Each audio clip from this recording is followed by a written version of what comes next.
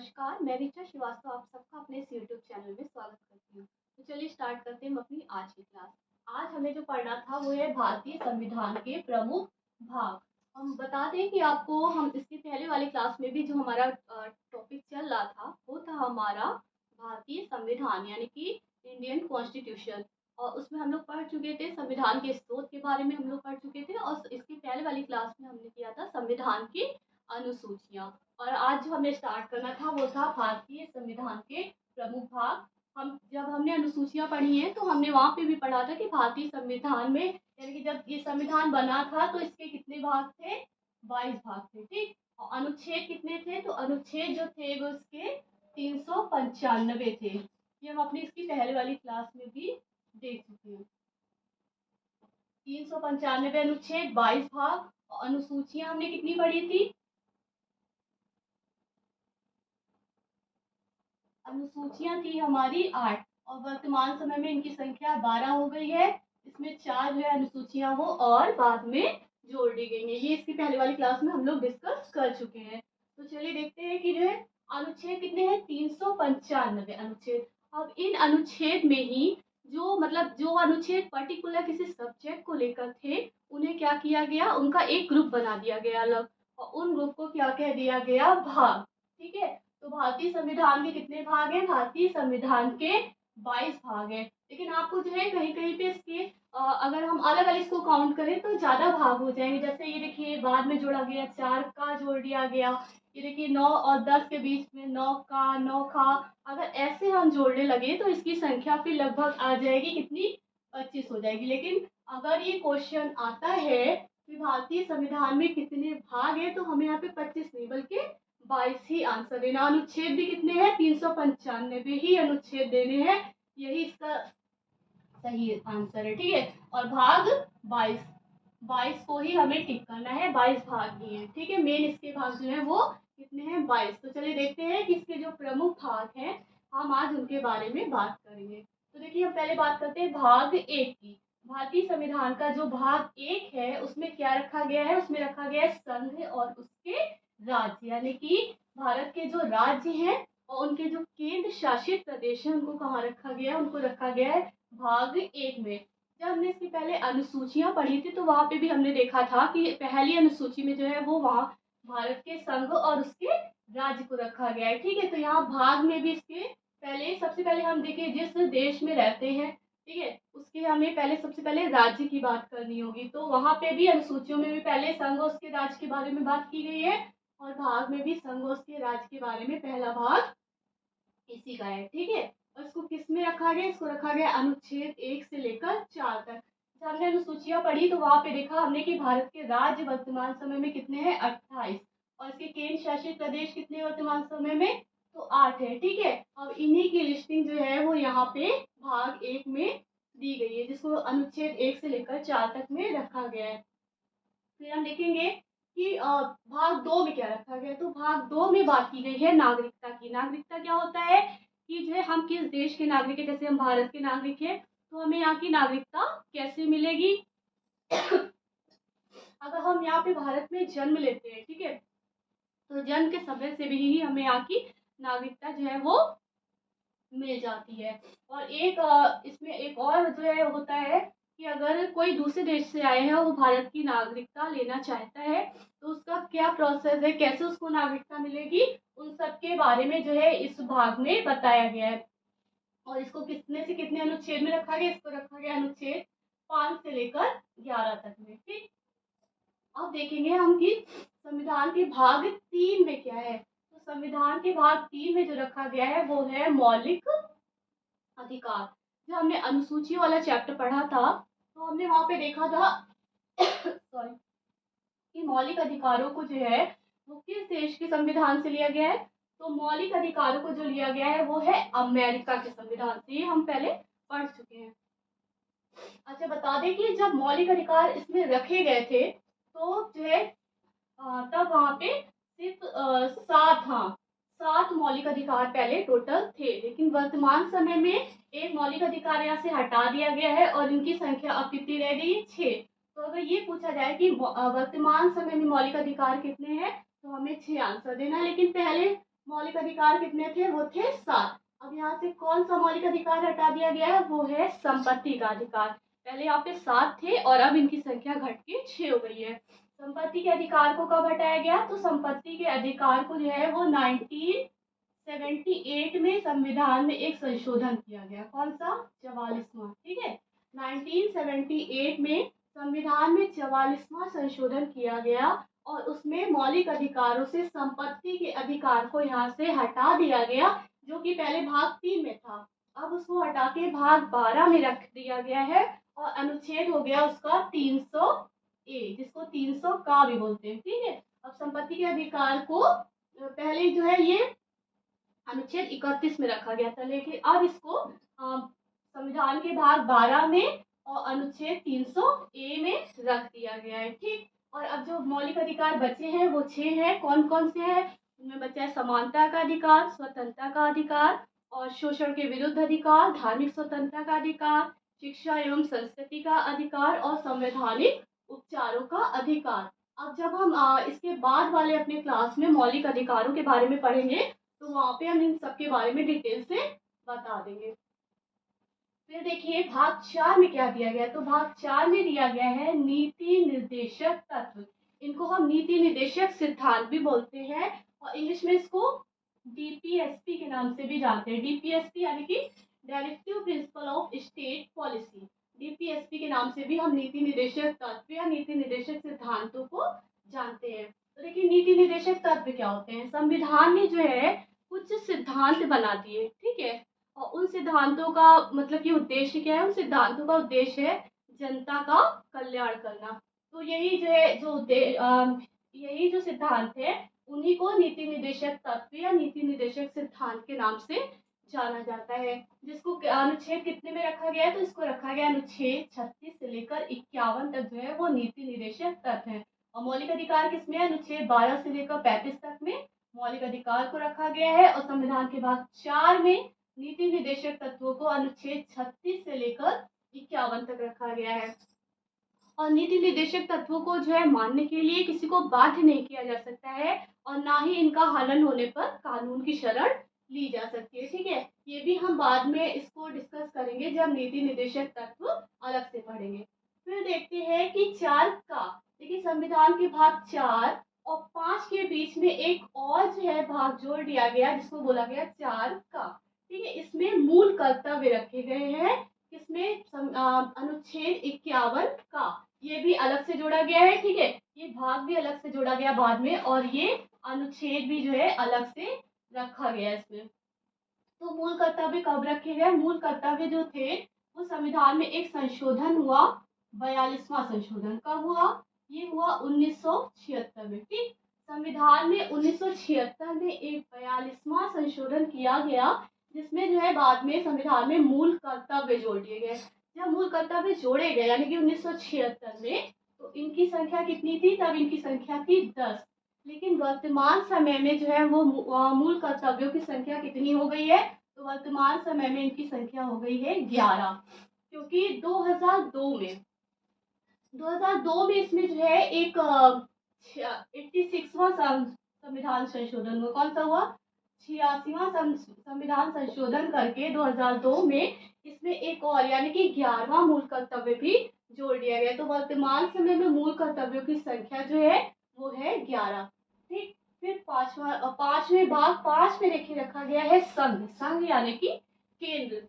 तो यहाँ पे देखिए लगभग हम देख रहे हैं अनुच्छेद 52 से लेकर और 151 यानी कि लगभग 100 अनुच्छेदों को इसमें जो है वो एक साथ रख दिया गया। अब इतने ज्यादा अनुच्छेद इसमें क्यों रखे गए हैं? क्योंकि देखिए इसमें भी जो है 5 भागों में इसको अलग अलग फिर डिवाइड कर दिया गया है, जिसमें जो है पहले में राष्ट्रपति को रखा गया है। इसमें राष्ट्रपति, उपराष्ट्रपति और मंत्रिपरिषद जिनका की मुख्य होता है प्रधानमंत्री, उनको यहाँ पे रखा गया है। और यहाँ पे संसद, कैग और सुप्रीम कोर्ट को भी इसी जो है अनुच्छेद, इन्हीं अनुच्छेदों के बीच में रखा गया है, यानी कि संज्ञा केंद्र में रखा गया है। ठीक है, पहले इनके 5 भाग करके फिर उसमें डिवाइड कर दिया गया है। इसको किसमें रखा गया है? संघ को भाग 5 में अनुच्छेद 52 से लेकर 151 तक।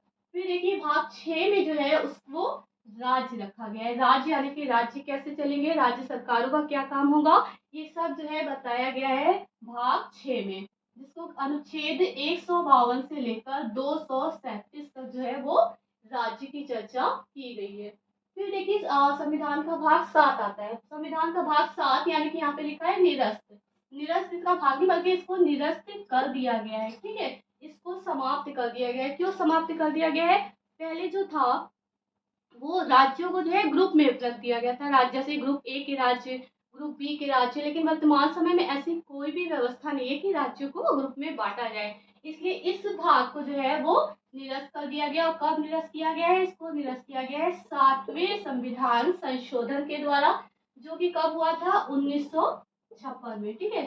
तो 1956 में एक संविधान में 7वां संशोधन किया गया और उसमें जो है इस भाग 7 को जो है वो अब निरस्त कर दिया गया है, ठीक है। तो हम इसको कैसे याद रखेंगे? देखिए भाग 7 और कब इसका संशोधन 7वां संशोधन, ठीक है। तो ऐसे याद रख सकते हैं कि 7वें भाग को 7वें संशोधन द्वारा अब क्या कर दिया गया है? निरस्त कर दिया गया। उसके बारे में इतना एग्जाम में आता भी नहीं है, लेकिन यहाँ पे आप लोग देख लीजिए, ठीक है। फिर जो भाग 8 है उसमें रखा गया है संघ राज्य क्षेत्र, यानी कि जो भारत के केंद्र शासित प्रदेश हैं उनको रखा गया है भाग 8 में। और कितने से कितने अनुच्छेद तक? तो इसको रखा गया अनुच्छेद 239 से लेकर अनुच्छेद 242 तक जो है वो है संघ राज्य क्षेत्रों के बारे में यहाँ पे चर्चा की गई है। फिर देखिए संविधान के भाग 9 में क्या रखा गया है? तो भाग 9 में बात की गई है पंचायत की। पंचायत जो पंचायत जो है वो ग्रामीण क्षेत्रों में प्रशासन करने के लिए एक छोटी इकाई जो है बना दी जाती है, जिसको कहते हैं पंचायत, ठीक है। तो इसको रखा गया है अनुच्छेद 243 में। उसके बाद जो है संविधान के भाग 9 और 10 के बीच में जो है 9 का और 9 खा भी अलग से जोड़ दिया गया है। तो 9 का में जो है क्या रखा गया है? वो रखा गया है नगर पालिका। नगर पालिका जो है ये शहरी क्षेत्र में जो है वो प्रशासन की छोटी इकाई है, ठीक है। और इसको भी रखा गया है किसमें? अनुच्छेद 243 में। फिर है संविधान का भाग 9 खा आता है, इसको भी अलग से बाद में जोड़ा गया है, जिसमें रखी गई है सहकारी समितियां। सहकारी समितियां जिसको रखा गया है अनुच्छेद 243 के अंतर्गत, ठीक है। और फिर हम देखते हैं कि आता है भाग 10। तो भाग 10 में बात की गई है अनुसूचित जाति और अनुसूचित जनजाति क्षेत्र की। इनका प्रशासन कैसे चलेगा, क्या क्या इनके लिए व्यवस्थाएं होंगी, इन सब को रखा गया है भाग 10 में। और अनुच्छेद कितना? 244 में इनको रखा गया है, ठीक है। फिर बात करते हैं भाग 11 की। तो संविधान का जो भाग 11 है उसमें आता है संघ राज्य संबंध, यानी कि संघ यानी केंद्र और राज्यों के आपसी संबंध कैसे होंगे इनके बारे में बताया गया है अनुच्छेद 245 से लेकर अनुच्छेद 263 तक। और भाग इसका कौन सा है? भाग है इसका 11। उसके बाद आता है संविधान का भाग 15। तो संविधान के भाग 15 में जो रखा गया है वो है निर्वाचन। निर्वाचन क्या है? निर्वाचन जो है हमारा देश क्या है? हमारा देश एक लोकतांत्रिक देश है। तो लोकतांत्रिक देश में जो है जो निर्वाचन होगा यानी कि जो चुनाव होगा उसको भी क्या होना चाहिए? स्वतंत्र और निष्पक्ष होना चाहिए। तो इसमें निर्वाचन कैसे होगा और जो है निर्वाचन कौन कराएगा, इस सब के बारे में जो है वो बात की गई है। कहाँ? भाग 15 में बताया गया है। और इसको रखा गया अनुच्छेद 324 से लेकर और आर्टिकल 329 तक जो है ये निर्वाचन के बारे में प्रावधान है इसमें। फिर आता है संविधान का भाग 17। संविधान के भाग 17 में जो है वो रखी गई है राजभाषा। ये संविधान में बताया भी गया है कि जो हमारी राजभाषा है वो क्या होगी? हिंदी होगी। हमारी राजभाषा हिंदी होगी। और जो हमारी लिपि है वो क्या होगी? देवनागरी होगी। लिपि क्या होगी? देवनागरी लिपि, ठीक है। और हिंदी राजभाषा। इसको रखा गया अनुच्छेद 343 से अनुच्छेद 351 तक जो है वो राजभाषा को रखा गया है। और भाग क्या है इसका? भाग है 17। फिर आता है भाग 18। तो भाग 18 में जो रखा गया है वो है आपात उपबंध, कि अगर हमारे देश में कोई आपातकालीन स्थिति आ जाती है तो वहां पे क्या प्रावधान होगा या उसमें कैसे आपातकाल लगाया जाएगा, उन सबके बारे में बात की गई है भाग 18 में, जिसको कि रखा गया है अनुच्छेद 352 से 360 तक। इसको आता है आपात उपबंध। इसमें हम लोगों ने, जब हम लोग प्रेसिडेंट पढ़ेंगे तो हम लोग वहाँ पे पढ़ेंगे, इसको डिटेल से वहाँ पे बात करेंगे कि इसमें जो है 3 आर्टिकल है। एक है 352, एक है 356 और 360। ठीक है, इन सब में आपात उपबंध के बारे में बताया गया है। इनको हम लोग बाद में डिस्कस कर लेंगे। इनको कौन लगाता है, कब लगाता है, किन परिस्थितियों में आपात उपबंध लगेगा, ये सब हम लोग जब राष्ट्रपति पढ़ेंगे तो वहां पे इसको डिटेल में देखेंगे। फिर आता है संविधान का भाग 20। भाग 20 में जो रखा गया है वो है संविधान संशोधन। संशोधन क्या होता है? संविधान में जब कोई भी परिवर्तन करना होता है, हमें संविधान में परिवर्तन को ही क्या बोलते हैं? संविधान संशोधन। कई बार ऐसा होता है कि संविधान में संशोधन की जरूरत पड़ जाती है, तो इसको कौन करता है? संविधान का संशोधन जो है वो संसद यानी कि पार्लियामेंट करेगी, और उसके जो है दोनों सदनों का उसमें जो है बहुमत होना चाहिए। ये हम पढ़ेंगे जब हम पार्लियामेंट के बारे में पढ़ेंगे, तो वहां पे हम संविधान संशोधन को डिस्कस कर लेंगे डिटेल में। और इसको किस अनुच्छेद में रखा गया है? इसको रखा गया है आर्टिकल 368। आर्टिकल 368 जो है वो बात करता है संविधान संशोधन की, जिसको भाग 20 में रखा गया है। तो चलिए, ऐसे हमने देखा कि भारतीय संविधान के प्रमुख भाग कौन कौन से हैं, उनको आज हमने यहाँ पे डिस्कस किया है। एक बार चलिए फिर से जल्दी से रिवीजन कर लेते हैं इसको, कि संविधान के भाग 1 में रखा गया है संघ उसके राज्य, जिनको अनुच्छेद 1 से लेकर 4 तक में रखा गया है। फिर संविधान के भाग 2 में नागरिकता को रखा गया है अनुच्छेद 5 से अनुच्छेद 11 तक। और इसके फिर संविधान के भाग 3 में रखा गया है मौलिक अधिकारों को, जिनको कहाँ से लिया गया है? इसको लिया गया है अमेरिका के संविधान से। और भाग अनुच्छेद 12 से लेकर 35 तक जो है वो मौलिक अधिकार है। फिर भाग 4 में नीति निर्देशक तत्व यानी कि डीपीएसपी की बात की गई है, और इनको रखा गया अनुच्छेद 36 से अनुच्छेद 51 तक। फिर आता है, और नीति निर्देशक तत्व हमने जब अनुसूचियां पढ़ी थी तो वहां पे बताया भी था कि किस देश के संविधान से लिए गए हैं, तो ये लिया गया है आयरलैंड के संविधान से। फिर देखिए मूल कर्तव्य हैं, जिनको कि बाद में रखा गया है। कब रखा गया? तो 42वें संविधान संशोधन 1976 में हुआ था। ठीक है, उसमें जो है मूल कर्तव्यों को जोड़ा गया, और संविधान के अनुच्छेद में भाग 51 का जोड़ा गया अनुच्छेद में, और यहाँ पे भाग में 4 का जोड़ा गया। ठीक है, फिर मूल कर्तव्य को रख दिया गया। फिर 2002 में हमने पढ़ा कि एक 86वां संशोधन हुआ, और उसके द्वारा जो है एक मूल कर्तव्य और यानी कि 11वां जो है इसमें जोड़ दिया गया। पहले जब रखे गए थे तो इनकी संख्या 10 थी, और वर्तमान समय में इनकी संख्या कितनी हो गई है? 11 हो गई है। फिर आता है संविधान का भाग 5, जिसमें हमने पढ़ा कि केंद्र को रखा गया है, और इसको अनुच्छेद 52 से 151 तक जो है वो संघ है। फिर भाग 6 में राज्य को रखा गया है, और अनुच्छेद इसका कितना है? 152 से 237 तक। फिर रखा गया, फिर है भाग 7, जिसको अब निरस्त कर दिया गया है। कब निरस्त किया गया? तो 7वें भाग को 7वें संशोधन द्वारा 1956 में अब समाप्त कर दिया गया है। फिर है भाग 8, जिसमें संघ राज्य क्षेत्र यानी केंद्र शासित प्रदेश के बारे में बात की गई है। आर्टिकल 239 से आर्टिकल 242 तक जो है वो संघ राज्य क्षेत्रों को रखा गया है। फिर आएगा भाग 9, जिसमें पंचायत को रखा गया है अनुच्छेद 243 में। फिर है इसमें 9 का, और 9 का बाद में जोड़ा गया है। 9 का में नगर पालिका को आर्टिकल 243 के अंतर्गत रखा गया है। फिर 9 खा जो है वो सहकारी समितियों की बात करता है, उसका अनुच्छेद भी कितना है? 243। फिर आएगा संविधान का भाग 10, जिसमें अनुसूचित जाति और अनुसूचित जनजाति क्षेत्र को रखा गया है, और इसका आर्टिकल है 244। फिर भाग 11 में संघ राज्य संबंध, इनको रखा गया है आर्टिकल 245 से आर्टिकल 263 तक। फिर भाग 15 बात करता है निर्वाचन की, और आर्टिकल इसका कितना है? 324 से आर्टिकल 329 तक। फिर है भाग 17, जो कि राजभाषा की बात करता है कि हमारे देश की राजभाषा जो है वो हिंदी होनी चाहिए, और इसकी लिपि क्या होगी? वो देवनागरी होगी। और आर्टिकल 343 से 351 तक जो है वो राजभाषा है। फिर आता है आर्टिकल भाग 18, जिसमें आपात उपबंध के बारे में बताया गया है, और आर्टिकल इसका कितना है? 352 से आर्टिकल 360 तक। फिर आता है भाग 20। भाग 20 में संविधान संशोधन के बारे में बताया गया है और आर्टिकल इसका क्या है 368। ठीक है, तो फिर जो है आज के लिए इतना ही।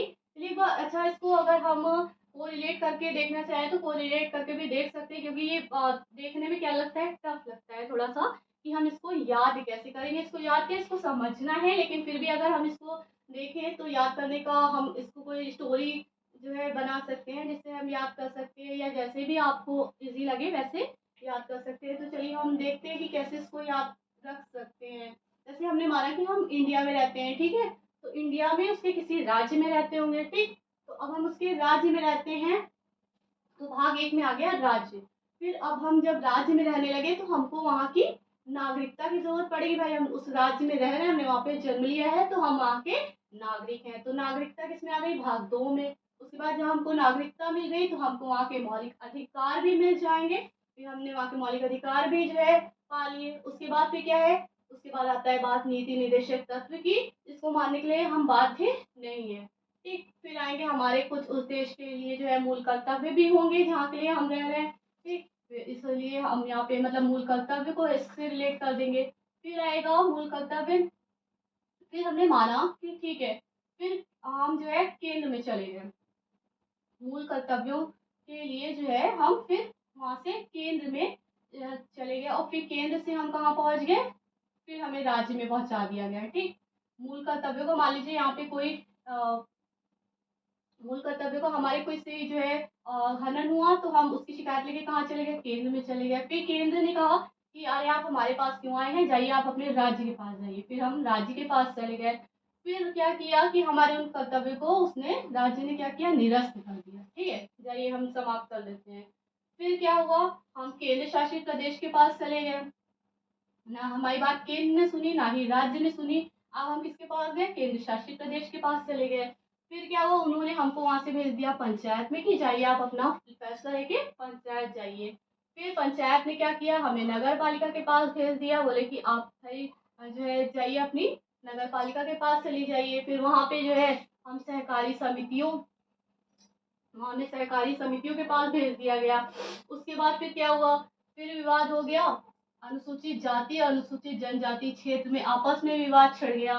उसकी जब इनका विवाद छिड़ा तो उसकी वजह से संघ और राज्यों के आपसी संबंध क्या थे, खराब हो गए। फिर क्या हुआ, सरकारें गिर गई और दोबारा से फिर निर्वाचन कराया गया। अब जब निर्वाचन करा लिया गया उसके बाद फिर से राजभाषा को लेकर जो है विवाद उत्पन्न हो गया, और इतना हो गया कि यहाँ पे आपात स्थिति लगाने की जो है स्थिति आ गई। और फिर जब आपात स्थिति लग गई तो उसके बाद फिर संविधान में संशोधन करना पड़ा। तो इस तरह से हम इसको स्टोरी भी बना के जो है देख सकते हैं। तो चलिए आज की क्लास में इतना ही, मिलते हैं हम अपनी नेक्स्ट क्लास में। तब तक के लिए धन्यवाद। और हाँ फ्रेंड्स, प्लीज़ आपको अगर ये वीडियो पसंद आया है तो प्लीज़ को लाइक शेयर एंड सब्सक्राइब कर लीजिएगा। Thank you.